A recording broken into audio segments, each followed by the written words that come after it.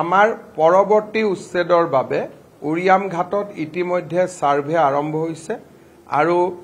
উৰিয়াম ঘাটত উচ্ছেদ কৰাৰ বাবে অসম চৰকাৰে ইতিমধ্যে যাৱতীয় কাম-কাজ যিটো প্ৰক্ৰিয়া কৰিব লাগে সেই প্ৰক্ৰিয়া ইতিমধ্যে আৰম্ভ কৰিছে অৰ্থাৎ এই ধৰণৰ প্ৰভোকেশ্যন বা ৰাহুল গান্ধীয়ে হওক বা কংগ্ৰেছ দলৰ যোনেই নহওক কিয় তেওঁলোকে যিয়েই নকক কিয় অসমৰ বনাঞ্চল আৰু অসমৰ ডেমোগ্ৰাফিৰ পৰিৱৰ্তন এই দুইটা যিটো কুচক্ৰান্তত একচাম লোক নিজকে নিয়োজিত কৰিছে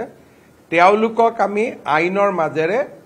যোগ্য প্ৰত্যুত্তৰ দিম সেয়া এইখন চৰকাৰৰ বদ্ধ সংকল্প আমাৰ পৰৱৰ্তী উচ্ছেদৰ বাবে উৰিয়াম ঘাটত ইতিমধ্যে সাৰ্ভে আৰম্ভ হৈছে আৰু উৰিয়াম ঘাটত উচ্ছেদ কৰাৰ বাবে অসম চৰকাৰে ইতিমধ্যে যাৱতীয় কাম-কাজ যিটো প্ৰক্ৰিয়া কৰিব লাগে সেই প্ৰক্ৰিয়া ইতিমধ্যে আৰম্ভ কৰিছে অৰ্থাৎ এই ধৰণৰ প্ৰভোকেশ্যন বা ৰাহুল গান্ধীয়ে হওক বা কংগ্ৰেছ দলৰ যোনেই নহওক কিয় তেওঁলোকে যিয়েই নকক কিয় অসমৰ বনাঞ্চল আৰু অসমৰ ডেমোগ্ৰাফিৰ পৰিৱৰ্তন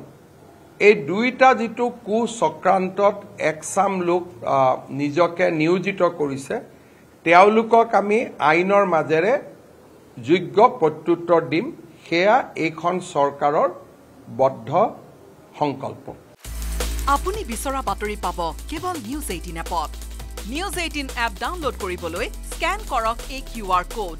গুগল প্লে ষ্টৰতো পাব এই নিউজ 18 এপ